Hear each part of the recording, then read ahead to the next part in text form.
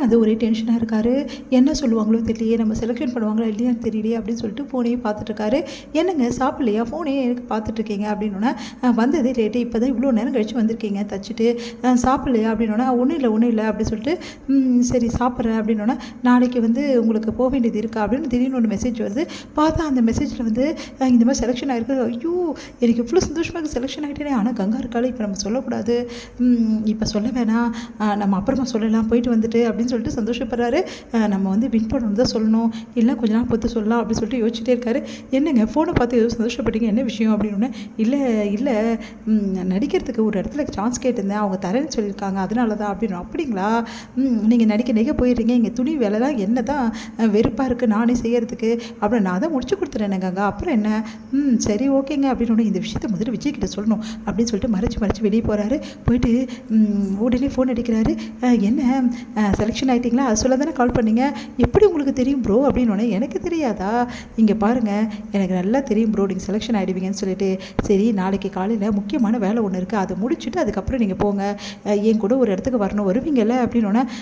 வரேன் ப்ரோ அப்படின்றாரு. சரி ரெடியாக இருங்க, நம்ம நாளைக்கு காலையில் போகலான்னு சொல்லிட்டு விஜய் வச்சுறாரு.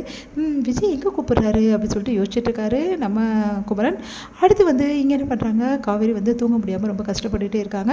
அதை பார்த்துட்டு, என்ன காவேரி என்ன ஆச்சு, எனக்கு தெரியும் நீ ஏதோ பயத்தில் இருக்க, அதெல்லாம் தூக்கி போடு, நான் உன்னை விட்டுட்டு எங்கேயுமே போக மாட்டேன்டி அப்படின்னு சொன்னோன்னே சந்தோஷப்பட்டு அதை கட்டி பிடிச்சிட்டு தூங்குறாங்க. ராகினி வந்து ரொம்ப டென்ஷனாக காத்துட்ருக்காங்க, எப்போ வருவாய்வ அப்படின்னு சொல்லிட்டு நம்ம காவேரிக்காக. காவேரி வராங்க வெளியே.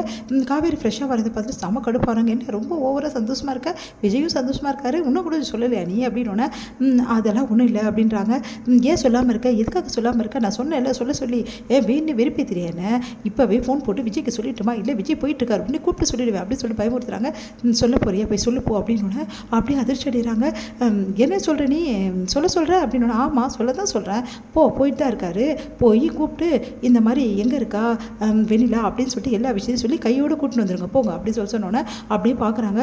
என்ன காவேரி பயமே இல்லாமல் பேசிகிட்டு இருக்க, உனக்கு பயமா இல்லையா, அதுக்கப்புறம் நீ வீட்டை விட்டு போக வேண்டியது இருக்கும், அப்புறம் விஜய் உன்னை விட்டு பிரிஞ்சிடுவார், எனக்கு எல்லாமே தெரியும், நானும் பார்த்துட்ருக்கேன், ரொம்ப ஓவராக போயிட்டே இருக்க, நான் தான் சொல்கிறேன்ல எனக்கு டைம் கொடு, நான் சொல்கிறேன்னு சொல்லிட்டு அப்புறம் ரொம்ப ஓவராக போயிட்டு இருந்தால் என்ன பண்ண முடியும், நான் சொல்கிறதா தான் சொல்லிக்கப்போ அப்படின்னு. காவேரி நீ அப்படிலாம் நீ சொல்லக்கூடாது, நீ தான் என்கிட்ட பவியமாக பேசணும், நான் தான் உங்ககிட்ட அதட்டி பேசணும், இங்கே என்ன உள்டாக்கா இருக்குது, நீ ரொம்ப ஓவராக பேசுகிற, பின்ன என்ன பண்ண முடியும், நானும் உங்ககிட்ட கெஞ்சி எவ்வளோ கேட்டு பார்த்துட்டேன், இரு கொஞ்சம் டைம் கொடு எனக்கு, நான் எப்படி வந்து விஜய் கிட்ட பேசுகிறேன்னு சொல்லிட்டு அதை பற்றி பேசாமல் நீ பாட்டு என்னை மிரட்டிகிட்டே இருக்க, எப்போ பார்த்தாலும் என்னை வந்து ஓவராக பேசிகிட்டே இருக்க, இப்போவே போய் சொல்லிட்டு போ, எனக்கு இந்த தொல்லையாவது விடும், எனக்கு நிம்மதி இல்லாமல் இருக்கிறதோட ஒரே ரெடியாக சொல்லிவிட்டு நிம்மதியாவது இருப்பேன் அப்படின்னு. சரி ரொம்ப ஓவராக பண்ணாத, எப்போ தான் சொல்ல போகிற, அதுக்கு டைமை நான் ஃபிக்ஸ் பண்ணிட்டேன் அப்படின்னு. டைமை ஃபிக்ஸ் பண்ணிட்டியா, எப்போ, விஜயோட பர்த்டே அன்றைக்கி தான் நான் சொல்ல போகிறேன் அப்படின்னாங்க. ஓ அப்படியா, விஜய்க்கு வெண்ணிலாவை கிஃப்டாக கொடுக்க போகிறேன், இதை பாரு இப்படியெல்லாம் பேசுறீங்கன்னா அப்புறம் தான் சொல்லிட்டேன் உனக்கு, வேறு என்ன சொல்கிறது, நான் உண்மையை தானே சொன்னேன், விஜய்க்கு நீ வெண்ணிலாவை தானே கிஃப்டாக கொடுக்க போகிறேன், அப்படிலாம் ஒன்றும் கிடையாது, நான் விஜய்கிட்ட உண்மையே சொல்ல போகிறேன் அவ்வளோதான், அதுக்கு பர்த்டே அன்னைக்கு சூஸ் பண்ணியிருக்கேன், வேறு ஒன்றும் கிடையாது, இன்னும் ஒரு 2 days வெயிட் பண்ணு, கண்டிப்பாக நான் சொல்லிடுறேன் போதுமா அப்படின்னு.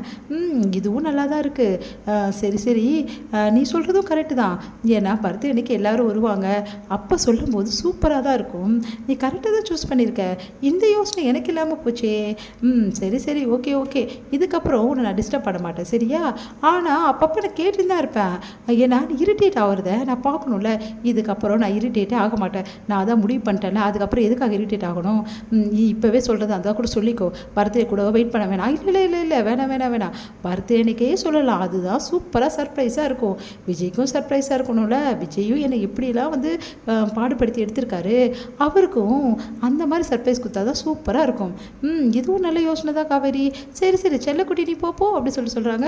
பார்த்துட்டு முறைச்சிட்டு காவேரி இவெல்லாம் அப்படி சொல்லிட்டு டென்ஷன் ஆகி அங்கேருந்து கிளம்புறாங்க. அது வந்து விஜய் என்ன பண்ணுறாரு, நம்ம குமரனை வந்து ட்ரெஸ் எடுக்கிற ஷோரூமுக்கு கூட்டின்னு போகிறாரு.